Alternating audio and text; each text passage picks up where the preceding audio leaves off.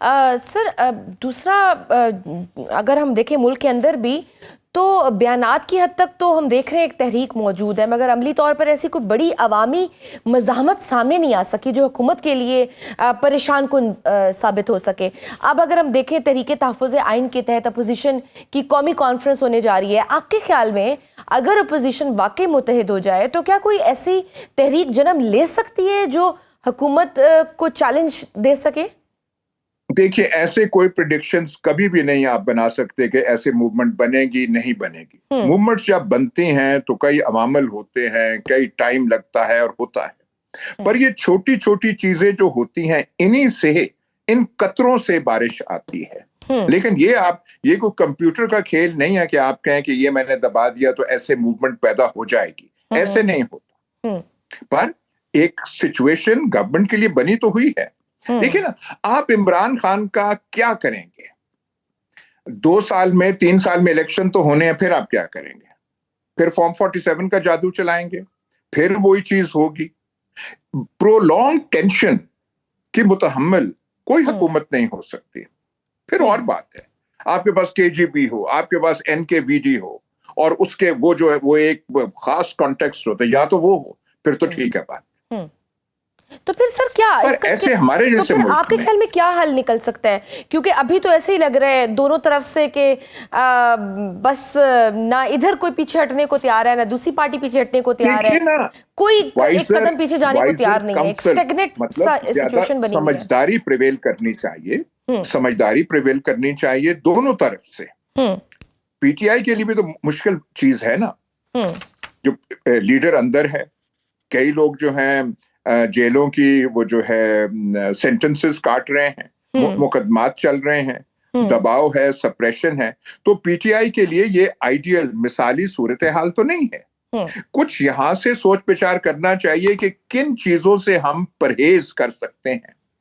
मेरे ख्याल जो उनकी बहनें हैं इमरान खान की, वो बहुत अच्छा किरदार अदा कर रही हैं। आपने देखा होगा कि वो कोई गैर जरूरी बात नहीं करती, अपने भाई के दिफा में बात करती हैं, वह अडयाला जेल के सामने आती हैं, वो तकलीफ और वो जो है सर्दी रात वो सारा बर्दाश्त करती हैं। लेकिन वो गैर जिम्मेदार किस्म के बयानात कि हम ये कर देंगे, हम ईंट का जवाब पत्थर से देंगे, यही तो प्रॉब्लम। लेकिन सर जो दूसरी जो जमात बैठी है जिनका ये काम है, जिनकी वजह से उनको वोट मिलेगा आवाम के, इमरान खान साहब की रिहाई एक वन ऑफ देयर ऑब्जेक्टिव्स, वो उस तरह का मोमेंटम नहीं बना सके। अभी हम देख रहे हैं कंफ्यूजन है पार्टी के अंदर भी।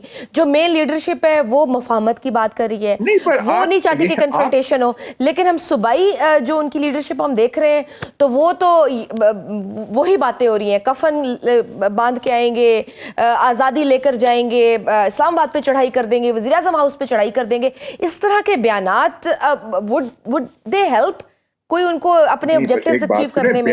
बल्कि आप हुकूमत को मजीद एक रीजन दे रहे हैं।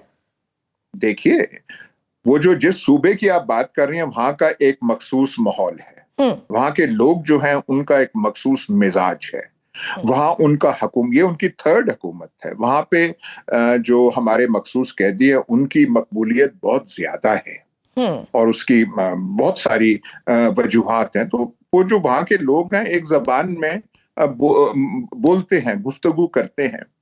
लेकिन जो नए चीफ मिनिस्टर आए हैं वो अली अमीन गंडापुर वाले नाटक तो नहीं कर रहे ना।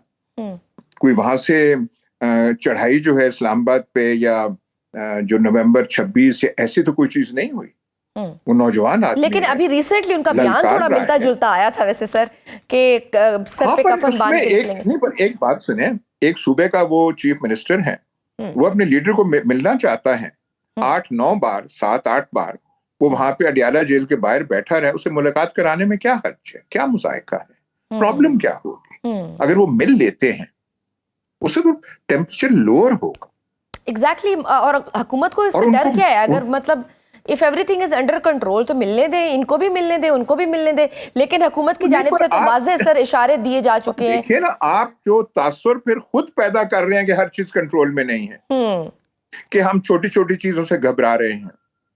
ये जो नहीं, हमने चीफ मिनिस्टर को नहीं मिलने देना, क्यों? इससे तो लगता है कि आप में इतना एतमाद नहीं है। सर हुकूमत तो यहाँ तक कह रही है कि पीटीआई ने अगर इंतशार की कोशिश की तो फिर हम पार्टी को भी बैन कर सकते हैं। गवर्नर राज भी लगा सकते हैं। भाई ये इस ऐसी गुफ्तगू से, ये जब हमारे देहातों में भी जब ऐसे गुफ्तगू कोई करता है तो हम कहते हैं कि इसका जो हौसला है जवाब दे रहा है। जो हौसले में होता है वैसी बातें नहीं करते, वो खामखा की धमकियों की जबान इस्तेमाल नहीं करते। कमजोर आदमी धमकियों पर आते हैं। जो अपने में कॉन्फिडेंट हों वो तो बड़ी धीमे। आपने देखा है ये माफिया की मूवीज, वो जो माफिया डॉन होते हैं कभी चला के बोलते हैं, वो तो बड़े धीमे धीमे धीमे अंदाज से बोलते हैं। वो एक एतमाद की निशानी होती है। बिल्कुल। सर, एक और भी डेवलपमेंट साथ साथ चल रही है। तहरीक इंसाफ के बाद साबिक रहनुमाओं, जिनमें फवाद चौधरी साहब, इमरान इस्माइल शामिल है, उन्होंने मफाहमत की कोशिशें थोड़ी तेज़ कर दी हैं। वो कोट लखपत जेल में शाह महमूद कुरैशी साहब से और दीगर रहनुमाओं से मुलाकातों के बाद अब हुकूमती वज़रा से भी राब्ते में है। आपके ख्याल में क्या ये मफाहमती कोशिशें कोई अमली रास्ता निकाल सकती हैं, या फिर आपको लगता है कि ये फिर वो जो -1 की जो एक स्टोरी, एक आइडिया फ्लोट किया गया था, ये शायद उधर को जा रही है? नहीं नहीं, -1 वाली तो मतलब वो एक कहानी, वो तो एक अफसाना है, वो ऐसे हो ही नहीं सकती। जिन शख्सियात, मोतबर शख्सियात का आपने नाम लिया है जी। वो क्योंकि उन्होंने थोड़ा बहुत कॉम्प्रोमाइज करने पे मजबूर हो गए, वो थोड़े से दागदार शख्सियतें हैं। उन्होंने क्या यहाँ पे इफामो तफहीम यहाँ पे इस वक्त सिचुएशन में ये है कि या एक साइड हथियार डाल दे या दूसरी साइड हथियार डाल दे। सरकार की तरफ से तमाम सख्तियां खत्म हो जाएं और इमरान खान जो हैं झुकने पे तैयार हो जाएं। आप क्या कुछ समझता है कि वो झुकने पे तैयार हो गए? झुकने पे आते तो 2.5 साल क्यों अंदर रहते? पहले ही वो कर लेते, पहले ही को कह देते कि मेरी प्लेटलेट्स में कमी आ रही है और डॉक्टरों से मुआयना करने की जरूरत है ताकि मेरा तिब्बी इलाज जो है वो लंदन से नो रिटर्न की जानिब आ गए हैं ना। क्या क्या कह रही हैं? मैंने कहा सर, फिर तो वापसी का कोई रास्ता नहीं है, कोई पॉइंट ऑफ नो रिटर्न की तरफ आ गए हैं हम लोग। तो है ना ये तो भाई, जब आप पॉइंट ऑफ नो रिटर्न करती हैं तो वो मुश्किल किसके लिए होती है?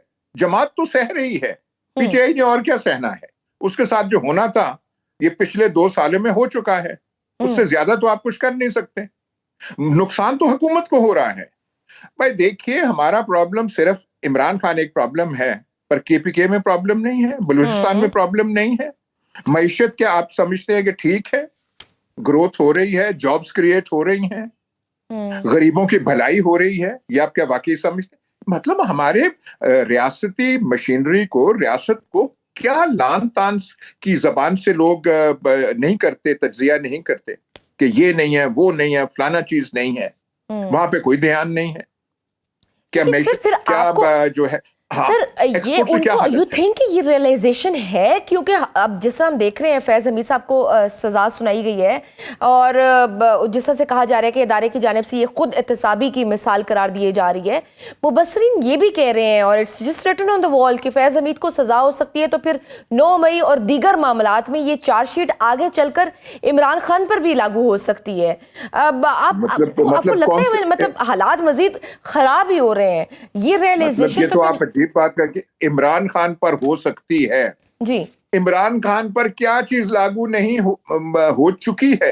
हर चीज लागू है उन पे, अंदर है वो, बाहर तो नहीं है। कोई और चार्जशीट लग जाएगी तो क्या वो डबल कमरे में आ जाएंगे? एक ही कमरे में रहेंगे ना जिसमें वो रह रहे हैं। और उनके साथ क्या होगा? उन पे तो हर चार्जशीट, हर इंडाइटमेंट हो चुकी है इमरान खान पे। 14 और आप बना लें, May 9 के हवाले से आप बना लें। May 9 भी अपनी जिनको सजा देनी थी, ये यास्मीन राशिद वगैरह जो हैं, जो लाहौर में कईयों को सजा है, कईयों को मुकदमा चल रहे हैं, तो और आप क्या करेंगे? तो ये जो है, ये तो हुकूमत को ऐसी चीजें डिफ्यूज करना सिचुएशन को, ये हुकूमत का काम होता है। आपके हाथ में अथॉरिटी है, आपके हाथ में levers of authority, levers of power हैं। आप ढील दे सकते हैं, आप सख्ती कर सकते हैं। आपको ये सोचना चाहिए कितने महाज, पाकिस्तान कितने महाजों पे लड़ेगा? हिंदुस्तान है, अफगानिस्तान है, टीटीपी है, बीएलए है, बलूचिस्तान है, मईशत है, और एक इमरान खान का वो महाज खुला हुआ है। सियासी अदब इस्तेहकाम है, बिल्कुल। सर, अब पाकिस्तान की सियासी तारीख के आप एनी शाहिद रहे हैं, क्या माजी में भी कभी इस तरह की पोलराइजेशन देखी है आपने, जहां एक निज़ाम बज़ाहिर जमहूरी हो मगर खुद यहाँ के वफाकी वज़रा इसे हाइब्रिड कहने पर मजबूर हो? देखिए, यहाँ पोलराइजेशन हमारी तारीख है, क्योंकि हम नॉन डेमोक्रेटिक अनडेमोक्रेटिक रूट्स इख्तियार करते रहे हैं। तो यहाँ पे पोलराइजेशन अयूब खान के जमाने में पोलराइजेशन थी, ज़ियाउल्लाह के जमाने में पोलराइजेशन थी। जब पाकिस्तान बना था उसके बाद जो सियासी म्यूजिकल चेयर्स और खिचड़ी बनी थी, हमने ये तो कल की बात है ना, दिसंबर 16, हमें सोचना चाहिए ना हम कहाँ जा रहे हैं।